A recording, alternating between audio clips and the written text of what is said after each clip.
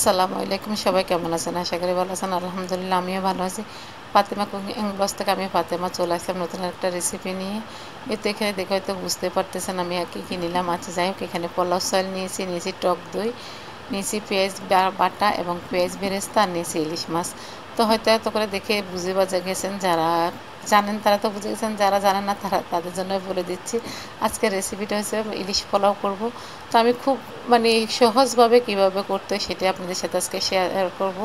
আর এইভাবে যদি আমার রেসিপিটা ফলো করে আপনারা রেসিপিটা করেন, একদম অরিজিনাল যেই পোলাও ইলিশ পোলাও রেসিপিটা সেটার সাথে আপনারা পাবেন। যাই হোক, এখানে আমি 5 পিস মাছ নিয়েছি, তার মধ্যে হাফ টেবিল থেকেও একটু কম আমি লবণ দিয়েছি, দিয়ে ভালো করে মেখে রেখে দিয়েছি। চাউলগুলো আগে ধুয়ে নিয়েছি। আর এখানে স্বাদ মতন বা পরিমাণ মতন তেল দিয়ে দিলাম। আর এখানে প্রায় মেজারমেন্ট কাপে হ্যাঁ হাফ কাপ হবে পেঁয়াজ বাটা আমি দিয়ে দিলাম এখানে তেলের মধ্যে। তেলটা গরম হইলো। আর দেখেন আমি পেঁয়াজটা একটু ভালো করে নেড়ে ছেড়ে নেব, যেন কাঁচা গন্ধটা চলে যায়। তো দেখে হয়তো বুঝতে পারতেছেন যে কীরকম করে ভেজে নেব। এটা কিন্তু বেশি ভাজা যাবে না, বা পোড়া যেন না যায়, সেটা দিকে খেয়াল রাখতে হবে আমাদেরকে। দেখেন এখানে আমি টক দইটাও আগে ফেটে রেখেছি, তার সাথে একটু লেবুর রস দিয়ে দিছি, যেন ছানা না কাটে, বা ফ্লেভারটা যেন ভালো আসে বা স্বাদটা ভালো আসে। এই জন্য হয়তো অনেকে লেবুর রস দেন না, কিন্তু আমি লেবুর রসটা দিয়ে দিয়েছি। এখানে স্বাদটা একটু পরিবর্তন হবে। এই তো টক দই আর পেঁয়াজ বাটা দুইটাই একসাথে আমি এখন নেড়ে ছেড়ে ভালো করে নেড়ে ছেড়ে নিলাম। একটু ভালো করে বলক আসার জন্য অপেক্ষা করব। এখানে দিয়ে দিচ্ছি 1 টেবিল চামচের মতন কাঁচামরিচ বাটা। আপনারা চাইলে কম বেশি করে দিতে পারেন। তবে এখানে যে পরিমাণ চাউল নিয়েছি, আমি এখানে যে কাপে চাউল নিয়েছি পরিমাণ মতো নিয়েছি, প্রায় এখানে 1 কেজির মতন চাউল নিয়েছি, সেই জন্য আমি এখানে 1 টেবিল চামচ দিয়ে দিলাম কাঁচামরিচ বাটা। আর এখানে হাফ টেবিল চামচ দিয়ে দিলাম লবণ, 1 টেবিল চামচ দিয়ে দিলাম লাল মরিচের গুঁড়ো।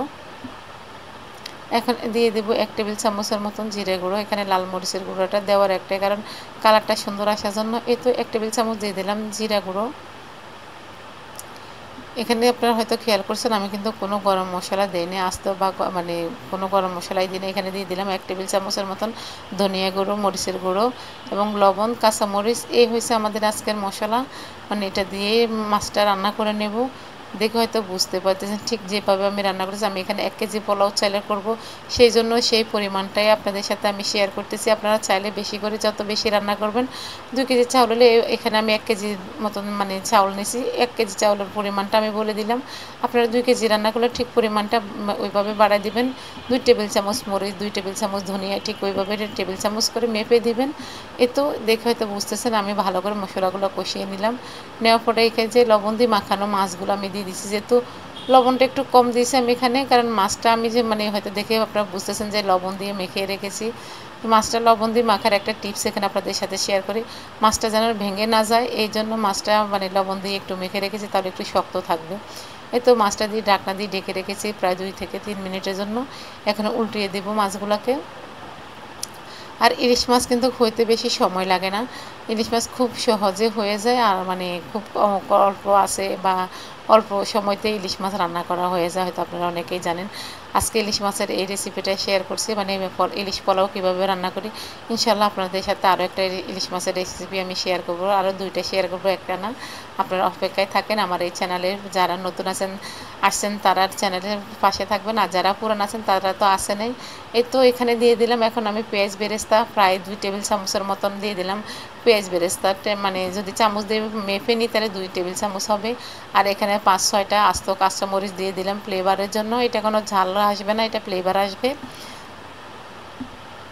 এখন এই যে দেখেন মাশাআল্লাহ দেখতে যেমন সুন্দর লাগতেছে, এটা খেতেও ঠিক তেমনই মজা হয়েছে।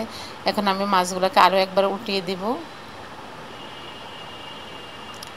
যারা আমার চ্যানেলে ছিলেন তাদেরকে তো বললামই অসংখ্য ধন্যবাদ। আর আমার এই চ্যানেলে অনেক রেসিপি আছে, চাইলে আপনারা ঘুরে দেখে আসতে পারেন। যেহেতু এখন শীতের মৌসুম চলে আসতেছে বা চলে আসছে শীত, কিন্তু আসলে শীত আসছে ঠিকই, কিন্তু সময় হয়েছে, কিন্তু শীত কিন্তু এখনও যাচ্ছে না, গরমে থেকে রয়ে গেল। তো যারা শীতের পিঠাগুলো দেখতে চান, এখানে আমার অনেক ধরনের পিঠার রেসিপি আছে, চাইলে আপনারা দেখে আসতে পারেন। পিছনের দিকের আমার চ্যানেলটা ঘুরে আসতে পারেন। এখানে এখন আমি মাছগুলো উঠাই নেব। একে একে করে সবগুলো মাছ উঠে নেবে। যে বললাম ইলিশ মাছ কিন্তু হইতে বেশি সময় লাগে না। মাছটা উঠে নেবার মশলাগুলোও কিন্তু আমি আলাদা করে ফেলবো। আপনারা দেখতে থাকেন, দেখলে হয়তো বুঝতেই পারবেন, আর দেখে তো বুঝতেছেন যে আমি কীরকম করে নিচ্ছি।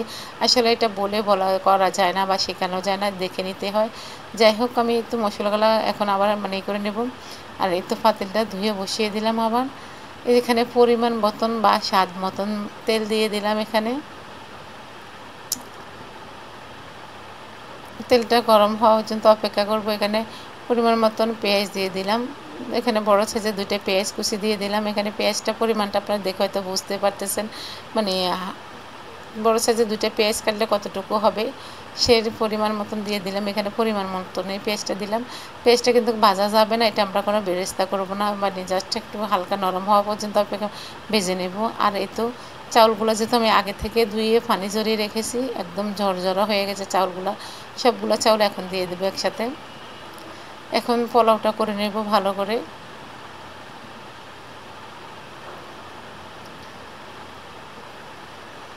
এতে এখন ভালো করে মানে ভাজা করে নেব। যত পোলাও চাউলটা ভাজবেন তত আপনাদের পোলাওটা দেখতে মানে খুব ঝুরঝুরে হবে, আর মানে খুব সুন্দর হয়। আর ভাজা কম হলে দেখবেন যে পোলাওটা একটু নরম হয়ে যায়। আপনারা একটু খেয়াল রাখবেন। লো থেকে হাই, মানে একদম হাই আছে ভাজা যাবে না, আবার লো আঁচও করা যাবে না।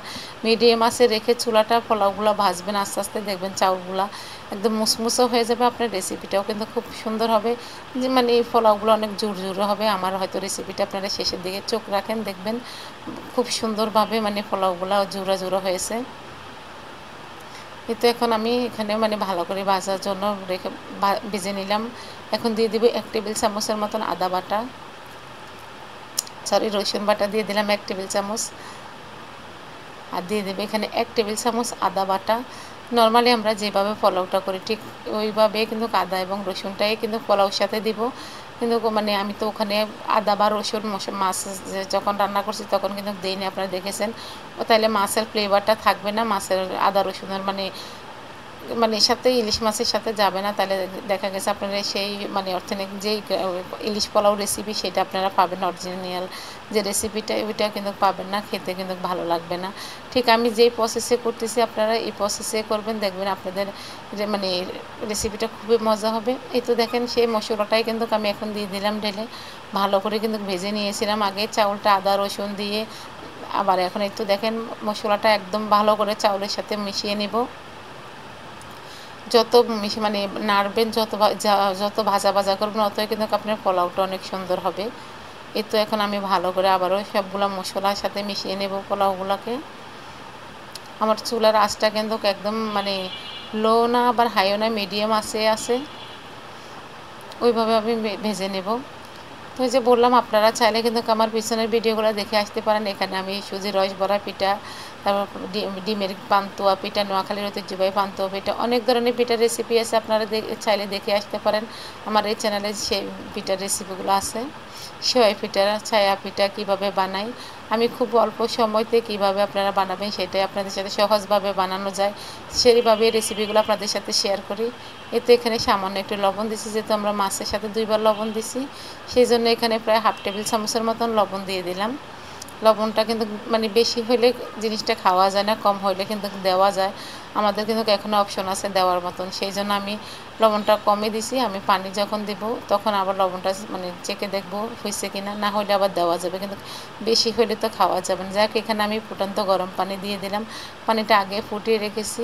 তো যে মানে কাপে চাউল আমি মেপে নিয়েছি সেই কাপে আমি কিন্তু পানিটা দিয়ে দিছি।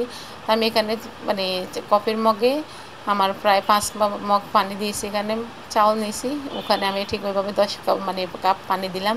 আর এই যে দেখেন আমার পানি আর চাউল একবারে শুকিয়ে মাশাআল্লাহ একদম খুব সুন্দরভাবে হয়ে গেছে। দেখে হয়তো বুঝতেই পারতেছেন যে কীরকম হয়েছে পোলাওগুলো। একদম খুব সুন্দরভাবে মানে পানি আর চালে সমান হওয়ার কারণে সুন্দর হয়েছে পোলাওগুলো। এতে এখন নেড়ে ছেড়ে ভালো করে আমি এখান থেকে কিছুটা পোলাও উঠাই ফেলবো।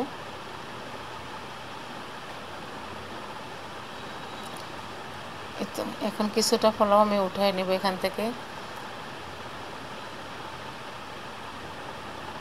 উঠে নেব আর মাছটা এখানে মানে করে দিব, মেলে দিব, তাহলে ফ্লেভারটা আরও সুন্দর আসবে। আর মাছটা এভাবে দিলে কিন্তু পোলাওর মধ্যে খুব ভালো লাগে। আর এমনি তো যে মানে পোলাওর মধ্যে যে মশলাটা মাছে দিছি সে অনেক রান আসছে, মানে কি বলবো, মনে হচ্ছে যে আমি যখন বয়স দিচ্ছি তখনই মনে হয় যে খেয়ে নিই, এত একটা সুন্দর মানে ফ্লেভার আসছে যখন রান্না করছি, আর এত মজা হয়েছে। যদি আমার রেসিপিগুলো আপনাদের কাছে ভালো লাগে অবশ্যই একটা লাইক দিবেন, যদি বেশি ভালো লাগে ফ্যামিলি এবং ফ্রেন্ডসের মাধ্যমে শেয়ার করে দিতে পারেন। এই তো এখন আমি মাছগুলো যে উঠে রেখেছি সেই মাছগুলো এখন দিয়ে দেবো। আপনাদের একটা লাইকে অসংখ্য আপু ভাইদের কাছে আমার এই চ্যানেল রেসিপিগুলো পৌঁছায় দেবে। আপনারা প্লিজ আপু ভাইয়েরা যারা আমার ইউটিউব চ্যানেল থেকে দেখতেছেন তাদেরকে অসংখ্য ধন্যবাদ। আর যারা ফেসবুক পেজ থেকে দেখবেন তারা প্লিজ আমার এই চ্যানেলটার পাশে থেকে যাবেন এবং আমার ভিডিওতে একটা লাইক দিবেন। আপনাদের একটা লাইকে আমার অনেক উপকার হবে, হয়তো আপনাদের কিছুই হবে না কিন্তু আমার অনেকটা উপকারে আসবে। আপনাদের একটা লাইকে অসংখ্য আপু ভাইয়ের কাছে আমার এই চ্যানেলের ভিডিওগুলো পৌঁছায় দিবে। এই তো আমি এখন যে পোলাওগুলো মানে উঠে নিয়েছি বাটিতে সেগুলো এখন উপর থেকে দিয়ে দিলাম, আর মাছগুলো ঢেকে দেব, দিয়ে প্রায় 10 মিনিটের জন্য ঢেকে মানে দমে রেখে দেব মাছ মানে পোলাওটা ভালো করে হওয়ার জন্য। এই তো দেখেন আমি কি কোনো নাড়াচাড়া করি নেই, কোনো কাটছিট করি নেই, সম্পূর্ণ মানে যেভাবে করেছি সেভাবে আপনাদের সাথে শেয়ার করতেছি। দেখেন আর এই তো এখন আমি মানে পোলাওগুলো দেখে হয়তো বুঝতেছেন যে কীরকম ঝুরঝুরো হয়েছে পোলাওগুলো। মাছটা এখন উঠিয়ে নেব। এই যে দেখেন একটা মাছও কিন্তু ভাঙবে না। আপনারা আমার মতন করে এভাবে রান্না করবেন, আমি যে প্রসেসে করেছি ঠিক ওই প্রসেসে করবেন, দেখবেন যেমন রং এবং গ্রান বা স্বাদ একই রকমের থাকবে। একদম অরিজিনাল ইলিশ পোলাও রেসিপিটা আপনারা পাবেন ইনশাল্লাহ। যদি ভালো লাগে অবশ্যই একটা লাইক দেবেন এবং খেয়ে জানাবেন কেমন হয়েছে। অবশ্যই কমেন্ট বক্সে কমেন্টস করে জানাতে পারেন। আজ এ পর্যন্ত সবাই ভালো থাকেন। আল্লাহ হাফেজ, আসসালামু আলাইকুম।